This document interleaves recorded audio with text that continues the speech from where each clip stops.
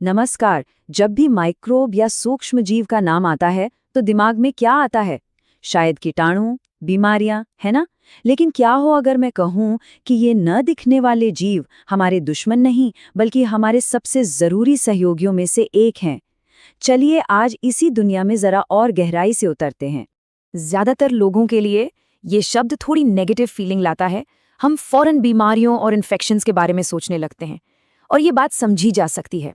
लेकिन यकीन मानिए, यह पूरी कहानी का बस एक बहुत छोटा सा हिस्सा है। असल में सूक्ष्म जीवों की दुनिया बहुत बड़ी है और बहुत विविध भी। उनमें से ज्यादातर न सिर्फ हमें कोई नुकसान नहीं पहुंचाते बल्कि हमारे जिंदा रहने के लिए, हमारे खाने से लेकर दवाइयों तक हर चीज के लिए बिल्कुल जरूरी हैं। तो जब हम सूक्ष्मजीव कहते हैं तो हमारा मतलब होता है इन छोटे छोटे जीवन रूपों से, जैसे कि बैक्टीरिया, फंगस, प्रोटोजोआ। ये हर जगह हैं, हवा में, पानी में, मिट्टी में और हाँ, हमारे अपने शरीर के अंदर भी।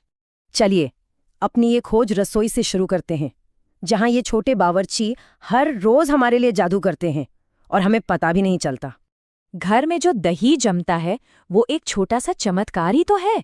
लैक्टिक एसिड बैक्टीरिया, जिन्हें शॉर्ट में LAB कहते हैं, दूध में मौजूद चीनी को लैक्टिक एसिड में बदल देते हैं। इसी एसिड की वजह से दूध गाढ़ा होकर दही बन जाता है। और तो और इस प्रोसेस में विटामिन B12 भी बनता है और हमारे पेट के लिए अच्छे बैक्टीरिया भी बढ़ते हैं। कभी सोचा है कि इडली, डोसा या ब्रेड इतने सॉफ्ट और फूले हुए कैसे होते हैं? इसका क्रेडिट भी इन्हीं सूक्ष्म जीवों को जाता है। जब बैक्टीरिया या यीस्ट आटे को फर्मेंट करते हैं तो वे कार्बन डाइऑक्साइड गैस छोड़ते हैं। यही गैस आटे के अंदर छोटे छोटे बुलबुले बनाती है और उसे फुला देती है, जिससे हमें वो बढ़िया मुलायम बनावट मिलती है। अब देखिए, चीज की दुनिया तो और भी कमाल की है। अलग अलग सूक्ष्म जीव हमें कितने अलग अलग तरह की चीज देते हैं। स्विस चीज में जो बड़े बड़े छेद होते हैं वो एक खास बैक्टीरिया की वजह से बनते हैं जो कार्बन डाइऑक्साइड गैस बनाता है। वहीं दूसरी तरफ रोकफोर्ड और कैमम्बर्ट चीज को उनका अनोखा स्वाद और बनावट एक खास तरह के फंगस से मिलती है। अच्छा, रसोई की बातें तो हो गई। आप जरा बड़े पैमाने पर देखते हैं कि कैसे ये सूक्ष्म जीव बड़े बड़े उद्योगों में यानी इंडस्ट्रियल लेवल पर हमारे लिए काम करते हैं। ये कहानी तो मेडिकल हिस्ट्री में एक टर्निंग पॉइंट है। अलेक्जेंडर फ्लेमिंग ने गलती से देखा कि एक फंगस बैक्टीरिया को मार रहा है। बस यहीं से दुनिया की पहली एंटीबायोटिक पेनिसिलिन की खोज हुई।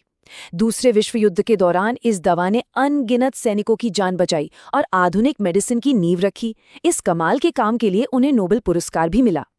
तो एंटीबायोटिक आखिर है क्या चीज? सेल्मन वैक्समैन ने इसे समझाया था। ये एक ऐसा केमिकल है जो एक सूक्ष्म जीव बनाता है ताकि वो दूसरे नुकसान पहुंचाने वाले सूक्ष्म जीवों को मार सके या बढ़ने से रोक सके। हम बस इसी कुदरती हथियार का इस्तेमाल बीमारियों से लड़ने के लिए करते हैं। और बात सिर्फ एंटीबायोटिक्स पर ही खत्म नहीं होती। ये सूक्ष्म जीव कई जरूरी केमिकल्स भी बनाते हैं। जैसे टॉफियों और कोल्ड ड्रिंक्स में जो खट्टापन होता है वो साइट्रिक एसिड एक फंगस से आता है। लैक्टिक एसिड जो दही में मिलता है उसे भी बड़े पैमाने पर बनाया जाता है। और इथेनॉल, जिसे ड्रिंक्स से लेकर गाड़ियों के फ्यूल तक में इस्तेमाल किया जाता है, वो भी यीस्ट की ही देन है। और कुछ सूक्ष्म जीव तो ऐसी दवाइयां बनाते हैं जो सच में जिंदगियां बदल देती हैं, जैसे कि साइक्लोस्पोरिन A। ये दवा ऑर्गन ट्रांसप्लांट को कामयाब बनाती है।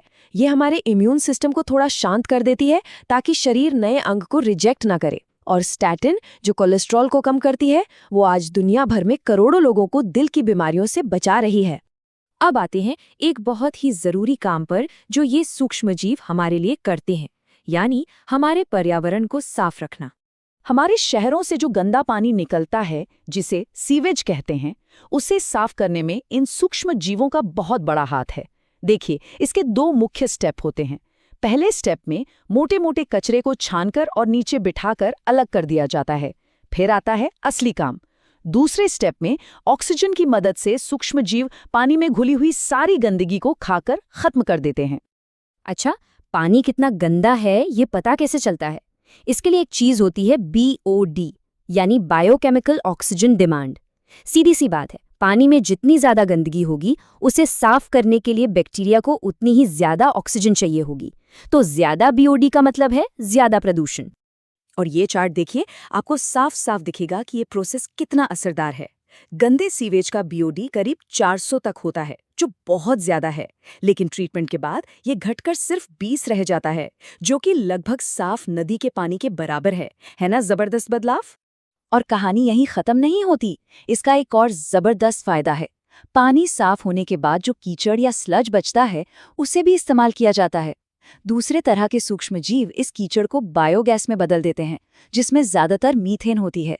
ये गैस खाना पकाने और बिजली बनाने के काम आती है, यानी कचरे से ऊर्जा।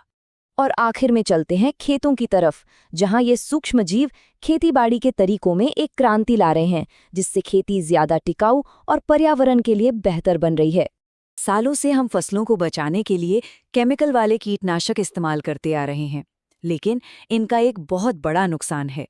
ये जहरीले केमिकल बुरे कीड़ों के साथ साथ मधुमक्खियों जैसे अच्छे कीड़ों को भी मार देते हैं और हमारे पर्यावरण को भी नुकसान पहुंचाते हैं।